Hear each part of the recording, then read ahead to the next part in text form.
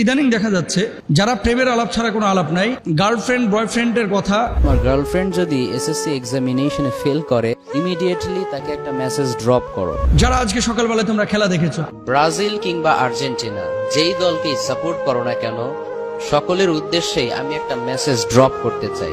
আমি বলি কি যে এমন কথা বলে শুধু মেসেজ ড্রপ করার কথা, ওকে থানায় ড্রপ করেন অথবা ওকে পাবনা পাগলা গারদে ড্রপ করেন।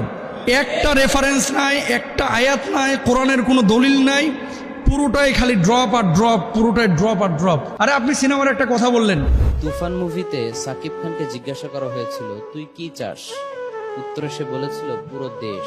এই যে এই ধরনের অনেক বিষয়গুলো তারা বিভিন্নভাবে বিভিন্ন উপায়ে দর্শকদের সামনে, মানুষের সামনে, জাতির সামনে পেশ করছে। আমি এই ছেলেটাকে যেই মেসেজ ড্রপ বলেন, আপনিও চিনেন আমরাও চিনি, একে আলেমই মনে করি না। আর যখন আপনি ধর্মীয় লেবাস পরে আবেদ আলীর মতো, যখন আপনি টুপি পরে পাঞ্জাবি পরে দাড়ি রেখে আপনি